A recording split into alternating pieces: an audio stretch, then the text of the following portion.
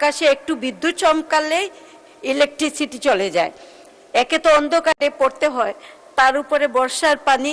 শিক্ষার্থীদের কোনো রকম অস্থিরতার দরকার নেই।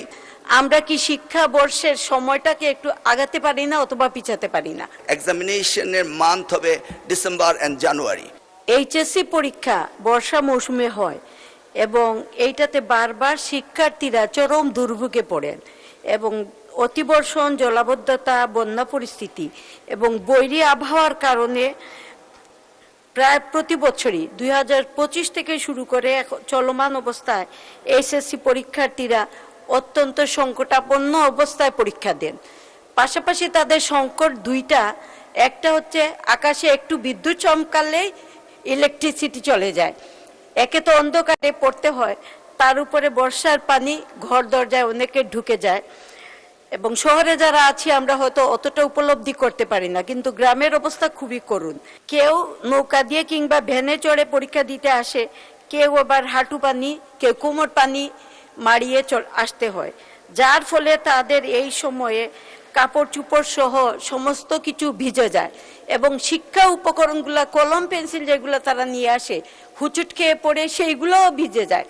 তো অনেক ক্ষেত্রে আমরা দেখতে পাই যে আমরা সাহায্য করি ঠিকই আছে তাদেরকে কাপড় দিয়ে অথবা কলম দিয়ে অথবা সময় দিয়ে, কিন্তু আমার প্রশ্ন সেটা হচ্ছে, যেহেতু এই অবস্থা এই বর্ষা মৌসুমে থাকবেই, কাজে মাননীয় শিক্ষামন্ত্রীর কাছে আপনার মাধ্যমে অনুরোধ, আমরা কি শিক্ষাবর্ষের সময়টাকে একটু আগাতে পারি না অথবা পিছাতে পারি না?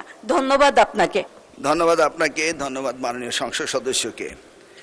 এই যে কনসার্ন পরীক্ষাটা কখন না হবে এই বিষয়ে আমরা দায়িত্ব পাওয়ার পরপরই আপনি হয়তোবা লক্ষ্য করেছেন আমরা এসএসসি এবং এইচএসসি দুইটি পরীক্ষাকে খানিকটা আগিয়ে এনেছি এবং আমাদের প্ল্যান রয়েছে 2027-এর এসএসসি ব্যাচ ধরে আমরা আস্তে আস্তে এক্সামিনেশনের মান্থ হবে ডিসেম্বর এন্ড জানুয়ারি। এই ব্যাপারে আমরা ব্যাপক আলোচনা করেছি এবং আমরা কথাবার্তাও বলেছি এবং সেই সিদ্ধান্ত অনুযায়ী আমরা কিন্তু ক্রমান্বয়ে পরীক্ষা এগিয়ে নিয়ে আসছি।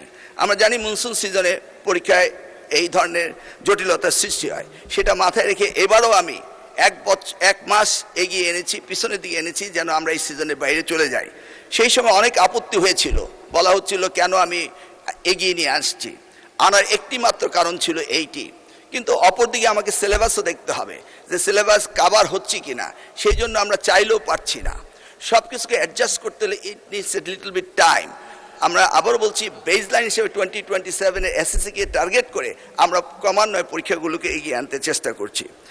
আজকে যে বৈরী আবহাওয়াতে যে ক্ষতিগ্রস্ত হয়েছে, আমরা ইন্ডিভিজুয়ালি প্রত্যেকটিকে লোকেট করে এবং কোথায় কি ব্যবস্থা নিতে হবে সেই ব্যবস্থাগুলো আমরা নিরূপণ করে ব্যবস্থা নেব। শিক্ষার্থীদের কোনো রকম অস্থিরতার দরকার নেই, তারা আমাদেরই সন্তান। আমরা তাদেরকে কিভাবে পরীক্ষা নেওয়া যায়, কিভাবে তাদের রেজাল্ট ইমপ্রুভ করা যায়, সব কিছু আমরা দেখব।